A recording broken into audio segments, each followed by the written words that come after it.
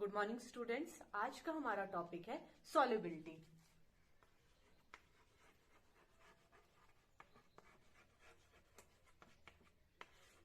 Solubility का मतलब होता है कोई भी सब्सटेंस आपका सॉल्वेंट में कितना डिसॉल्व हो रहा है, मैक्सिमम वो कितना डिसॉल्व हो रहा है। फॉर एग्जाम्पल मान लीजिए आपका नमक, अब आप उसको पानी में अगर मिक्स करोगे, घोलोगे, तो वो कितना सॉल्युबल है वाटर में। So this is your solubility. So solubility की डेफिनेशन होगी,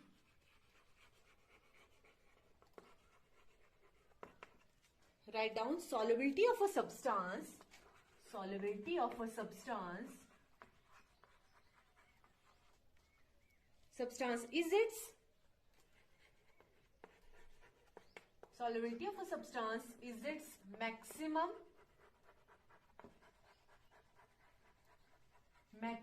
amount of that can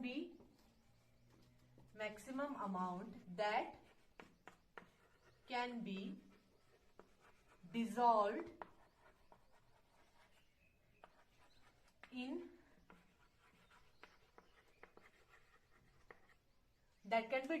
specific amount of solvent.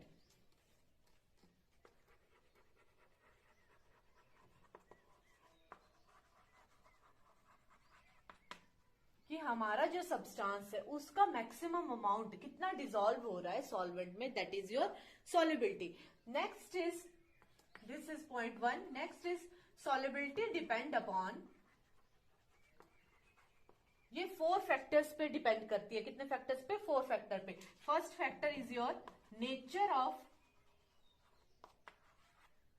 Of your solute. First is nature of solute, second is nature of solvent. आपके solvent का कैसा nature है? Nature of solvent. Third is your temperature and fourth is your pressure. Your solubility depend upon all these factors.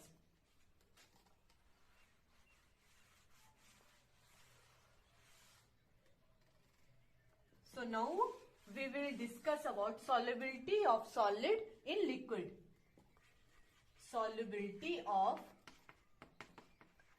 solid in liquid, कि जब हम solids को liquid में dissolve करेंगे तो उनकी सॉल्युबिलिटी पे क्या इफेक्ट पड़ेगा।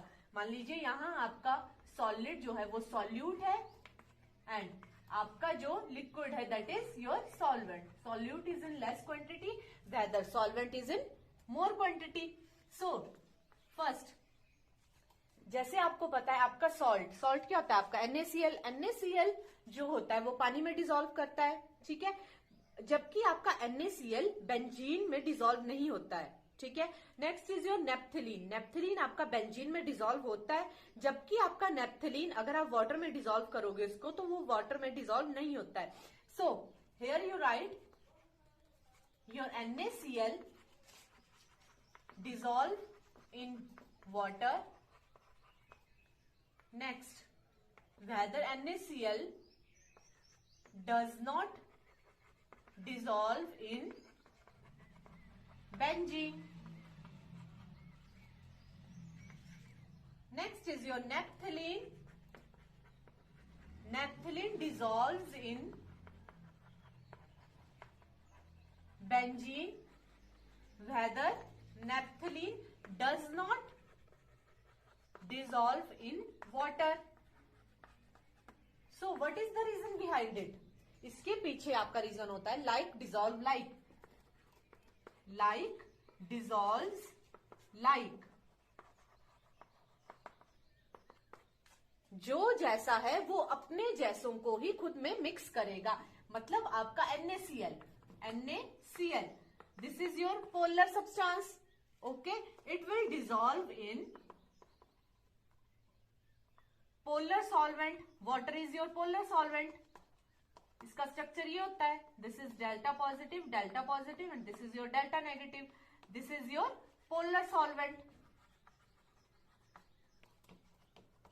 इसमें पॉजिटिव नेगेटिव चार्ज आ रहे हैं ना, वैसे ही आपका जो salt होता है, sodium chloride, this is also polar substance. So like dissolve like का मतलब क्या है, जो जैसा है वो अपने जैसों को ही मिक्स करेगा। सो आपका सॉल्ट कैसा है, पोलर सब्सटेंस है, और आपका जो वाटर है ये भी पोलर है। सो आपका polar substances are dissolved in polar solvent. वैसे ही आपका जो नेप्थलीन है, naphthalene is your non polar and your benzene is also non-polar, so non-polar substances are dissolved in non-polar solvent.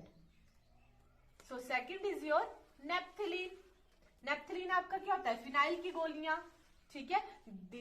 These naphthalene balls are not dissolvable.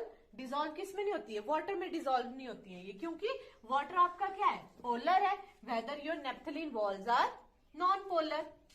So like dissolve like principle के through naphthalene आपका, this is your structure of naphthalene.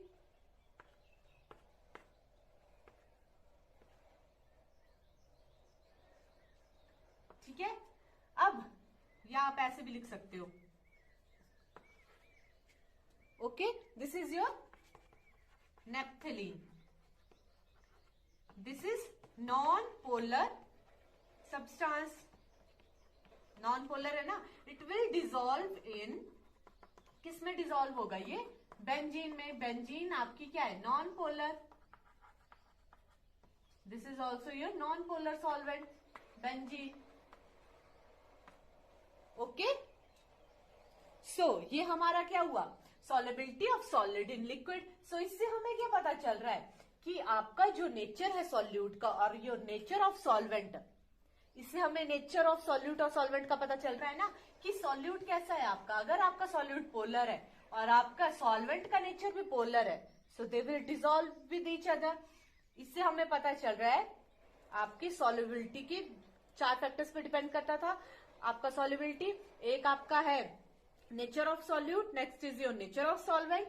So nature of solute और solvent हमें यहां से clear हो रहा है। Next आपके पास कुछ टर्म्स है जिनके बारे में हम डिस्कस करेंगे। First is your dissolution, dissolution. अब डिसॉल्यूशन क्या है, मान लीजिए आपके पास एक सॉल्यूशन है, ठीक है, अब आप उसमें सॉल्यूट ऐड कर रहे हो, बार बार उसमें आप थोड़ा थोड़ा करके सॉल्यूट की क्वांटिटी ऐड करते जा रहे हो। अब क्या होगा, सॉल्यूट की जो कंसेंट्रेशन है वो इंक्रीज हो जाएगी, this is known as dissolution. So we will write when solute is added, when solute is added, when solute is added in a solution, its concentration increases. When solute is added in a solution, its concentration increases, and this is known as dissolution. इसको हम क्या बोलेंगे, dissolution. Next term is crystallization.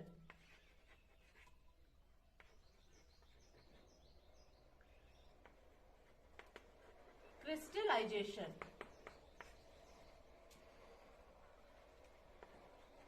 So crystallization में आपका क्या process होता है, जब आप सॉल्यूट को फर्दर डिवाइड करते जाओगे तो एक पॉइंट ऐसा आएगा वो सॉलिड फॉर्म में कन्वर्ट हो जाएगा, ठीक है। You will write when solute get collide with, when solute gets collide with more solute particles, they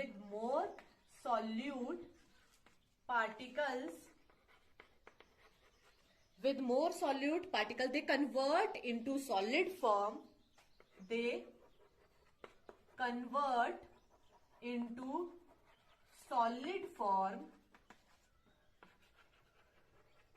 and separates out. आपका क्या होगा, जब आपके सॉल्यूट और सॉल्यूट के साथ कोलाइड करेंगे तो आपके पार्टिकल्स क्या है सॉल्यूट के, वो सॉलिड में कन्वर्ट हो जाएंगे और सेपरेट आउट हो जाएंगे। फॉर एग्जाम्पल तो आपने अपनी 11th क्लास में ये कॉन्सेप्ट पढ़ा हुआ है आयनिक इक्विलिब्रियम चैप्टर में। When you are making A plus B, आपके पास मान लीजिए रिएक्टेंट है, ठीक है, इससे क्या फॉर्म हो रहा है, प्रोडक्ट फॉर्म हो रहा है, दिस इज इन इक्विलिब्रियम। तो आफ्टर सम टाइम पीरियड, कुछ समय के बाद क्या होता है, C से आपका क्या फॉर्म हो रहे होते हैं, A और B, ठीक है। कुछ समय के बाद क्या होगा, C से फिर से A और B फॉर्म हो गए, पर हमें क्या लग रहा होता है कि रिएक्शन रुक गई है। क्यों? क्योंकि हमें A और B की क्वांटिटी में कोई डिक्रीज शो नहीं हो रहा होता है, ना ये कम हो रहे होते हैं, ना C की क्वांटिटी इंक्रीज हो रही होती है।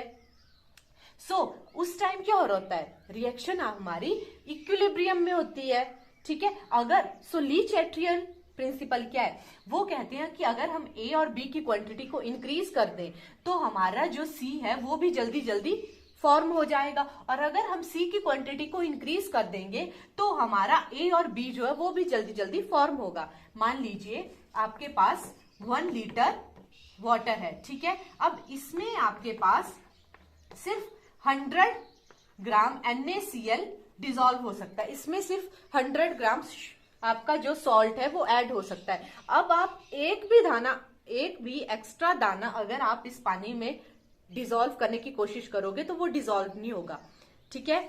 अब हम क्या सोचते हैं कि जो दाना हम ऊपर से डाल रहे हैं वो डिसॉल्व नहीं होगा, जबकि ऐसा नहीं होता है। जो दाना हम ऊपर से डालते हैं वो नीचे जाके डिसॉल्व हो जाता है, ठीक है। और जो सबसे पहला दाना हमने डाला हुआ था सॉल्ट का, जो सबसे पहला दाना या सबसे पहले दाना जो आपने डाला था सॉल्ट का, वो क्या होगा, वो अपनी सॉलिड फॉर्म में आ जाएगा, ठीक है। यहां से यहां आ जाता है, ऐसा ही होता है ना।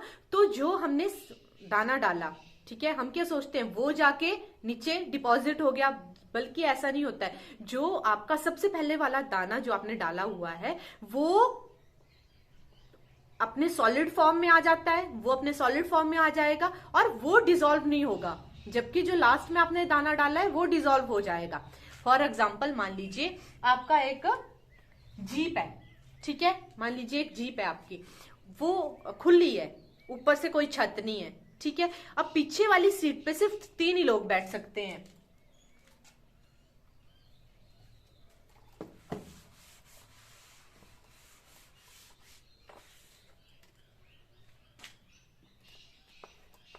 ऐसे है, ठीक है। अब यहां सिर्फ 3 ही लोग बैठ सकते हैं और है टोटल 4 पीपल है, ठीक है। यहां पीछे वाली सीट पे सिर्फ, और ये खुली है, इस साइड को भी और इस साइड को भी, ऊपर इसकी छत भी नहीं है, ठीक है, वैसी जीप है ये। यहां सिर्फ 3 लोग बैठ सकते हैं। अब क्या हुआ, एक जो चौथा बच्चा है वो यहां से बैठेगा तो वो इनको धक्का देगा और ये वाला बाहर गिर जाएगा, ठीक है। मतलब आपका ये एक नया दाना आया जो पहले वाला दाना है वो बाहर गिर जा रहा है। अब यहां से ये इंसान फिर से उठेगा, इस साइड अपनी सीट कैप्चर करने की कोशिश करेगा, यहां आएगा तो इनको धक्का देगा, तो जो पहले आदमी बैठा हुआ था वो बाहर गिर जाएगा, ऐसा ही होगा। देखो वैसे ही आपका सॉल्ट और वाटर के केस में होगा। जो आपने बाद में दाना डाला वो जाके सीट ऑक्युपाई कर लेगा, वो डिसॉल्व हो जाएगा। और जो पहले से बैठे हुए थे, जो पहले से डिसॉल्व हो चुके थे, आपके सॉल्ट के जो दाने थे, पार्टिकल्स थे, वो सॉलिड फॉर्म में आ जाएंगे और सेपरेट आउट हो जाएंगे, ठीक है। जैसे इस केस में हो रहा है, यहां से एक आदमी आ रहा है तो यहां का जो पहले का बैठा हुआ था आदमी वो बाहर निकल जा रहा है, वो सेपरेट आउट हो जा रहा है, और वो जो नया आदमी आ रहा है वो अपनी सीट ऑक्युपाई कर ले रहा है, मतलब जो नया दाना आ रहा है वो डिसॉल्व हो जा रहा है। फिर जब ये यहां से आएगा तो जो पहले वाला दाना था वो बाहर निकल जाएगा, ठीक है, समझ गए। This is your crystallization. Next आपका है सैचुरेटेड सॉल्यूशन। सैचुरेटेड सॉल्यूशन आपके वो सॉल्यूशन होते हैं जिनमें आप फर्दर सॉल्यूट ऐड ना कर सके, जिनमें फर्दर सॉल्यूट ऐड या डिसॉल्व ना हो सके। So next is your saturated solution. So here you will write solution in which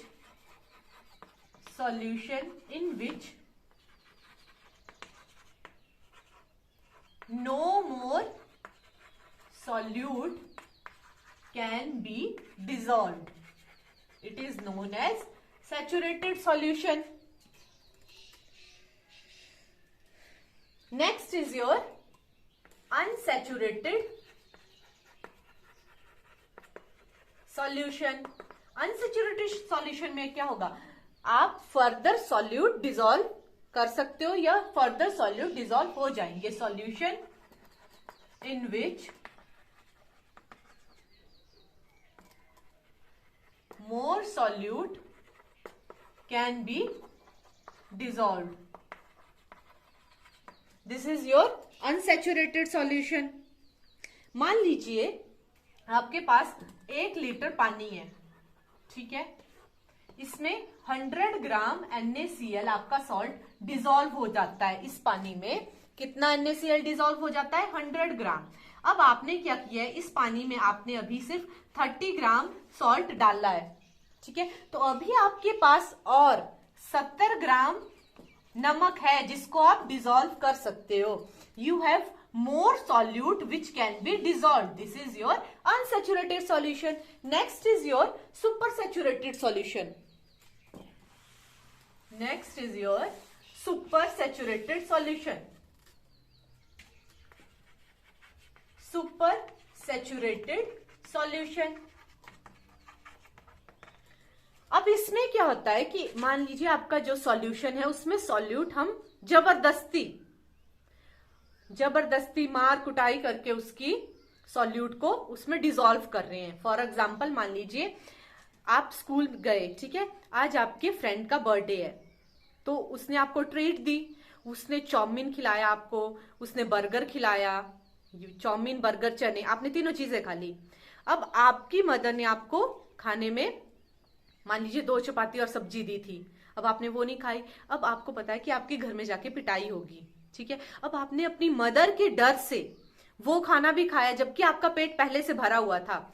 जो आपने पार्टी की थी, आपने इतने सब कुछ खाया था, आपका पेट पहले से भरा हुआ था। अब आपने क्या किया, अपनी माँ के डर से जबरदस्ती वो लंच भी खाया, 2 चपातियां ऊपर से खाई जबरदस्ती।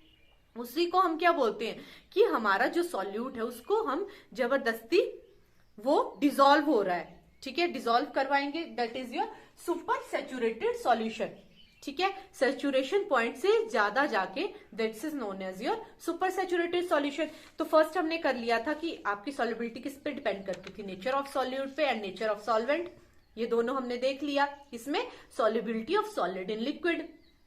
Next is your effect of temperature on, जब आप सॉलिड को किस में डिसॉल्व करोगे, लिक्विड में।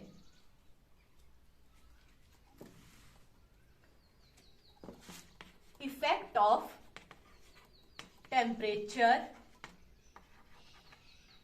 of temperature on solubility of solid in liquid.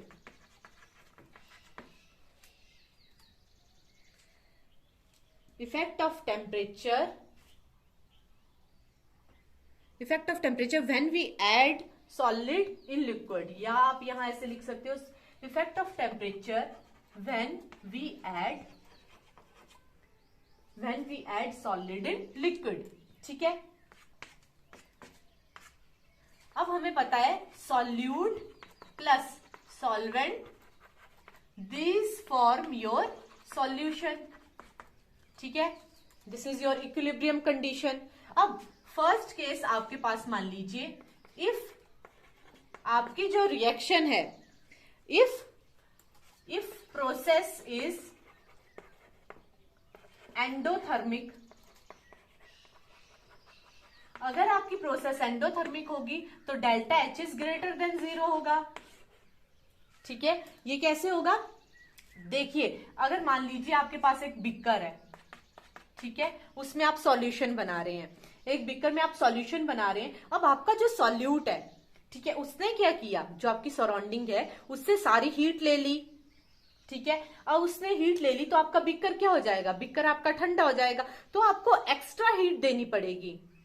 जब आप एक्स्ट्रा टेम्परेचर दोगे, जब आप टेम्परेचर इंक्रीज करोगे, जब टेम्परेचर इंक्रीज करोगे, रेट ऑफ रिएक्शन इंक्रीज होगी and your solubility will increases, ठीक है। क्या होगा, आपका जब आप टेम्परेचर इंक्रीज करोगे आपकी रेट ऑफ रिएक्शन इंक्रीज होगी और आपकी सॉल्युबिलिटी भी इंक्रीज होगी। सेकंड प्रोसेस है, अगर आपकी प्रोसेस है एक्सोथर्मिक रिएक्शन। एक्सोथर्मिक रिएक्शन में क्या होता है, आपका delta H is less than 0। अब ये लेस देन 0 क्यों होगा, क्योंकि मान लीजिए आपका बीकर है, ठीक है। अब इसमें क्या हो रहा है, इसमें आपका प्रोसेस अकर हो रहा है। अब आपका जो बीकर है वो ऑलरेडी इतना गर्म है कि वो हीट रिलीज कर रहा है, ठीक है, वो हीट रिलीज कर रहा है। तो और आप क्या कर रहे हो, अगर आप टेम्परेचर इंक्रीज करोगे, पहले से ही हीट वो छोड़ रहा है, अब और आप क्या कर रहे हो, ऊपर से और टेम्परेचर इंक्रीज कर रहे हो, तो आपकी रेट ऑफ रिएक्शन डिक्रीज होगी, your solubility will be decreased. On increasing temperature, rate of reaction decreases and your solubility also decreases. Solubility का मतलब क्या है, your solid dissolved in liquid, इसी को हम बोल रहे हैं ना सॉल्युबिलिटी। किस केस में देख रहे हैं, जब हम सॉलिड को लिक्विड में डिसॉल्व कर रहे हैं तो हमारी सॉल्युबिलिटी क्या हो रही है, डिक्रीज हो रही है। So these are your 2 points. So इसी को हम क्या बोलते हैं, ली चैट्रियल प्रिंसिपल।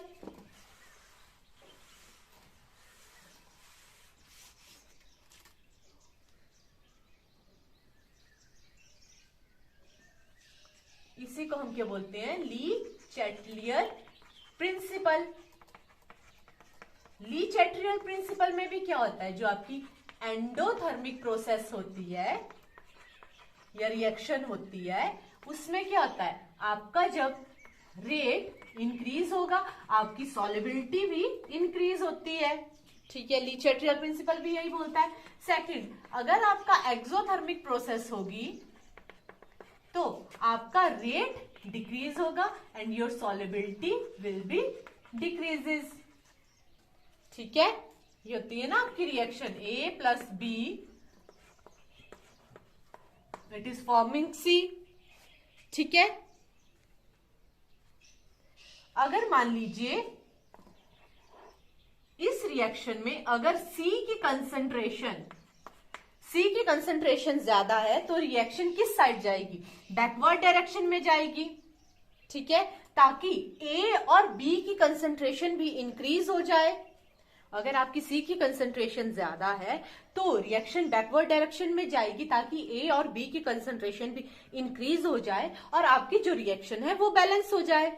अगर आपकी A और B की कंसंट्रेशन ज्यादा है तो reaction will move toward forward reaction, forward direction में आपकी रिएक्शन जाएगी ताकि C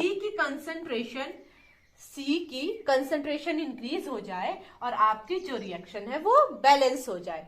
this is your Lee Chatelier principal. Okay, next हम करेंगे इफेक्ट ऑफ प्रेशर। टेम्परेचर हमने कर लिया, next is our effect of pressure. अब सॉल्युबिलिटी के ऊपर आपके प्रेशर का क्या इफेक्ट पड़ता है, जब आप सॉलिड्स को लिक्विड में डिसॉल्व करोगे then what will be the effect of pressure. अब हमें पता है हमारे जो सॉलिड के पार्टिकल्स होते हैं दे आर क्लोजली पैक्ड, ऐसे होते हैं ना हमारे सॉलिड के पार्टिकल्स, इनके बीच में गैप नहीं होता है। This is your solid particles. Next आपको पता है आपके लिक्विड के पार्टिकल्स के बीच में थोड़ा थोड़ा गैप होता है, ये आपके लिक्विड के पार्टिकल्स हैं, ठीक है। हमें पता है इन दोनों जो सॉलिड और लिक्विड होता है दे बोथ आर अनकंप्रेसिबल, हम इन्हें कंप्रेस नहीं कर सकते, ठीक है। सो हमारे जो प्रेशर का इफेक्ट होगा वो नहीं होगा इनके ऊपर, क्यों, क्योंकि दोनों क्या है, अनकंप्रेसिबल है। So we will write effect of pressure, here you will write there is no effect of pressure on solids when we are adding solids in liquid, or you can say that when we are dissolving solid in liquid, तो हमारे जो pressure का effect कुछ भी नहीं होगा। क्यों? क्योंकि हमारे सॉलिड और लिक्विड दोनों क्या होते हैं? अनकंप्रेसिबल होते हैं। जब हम सॉलिड को लिक्विड में डिसॉल्व लगेंगे करने तो प्रेशर का कोई इफेक्ट नहीं होगा। ओके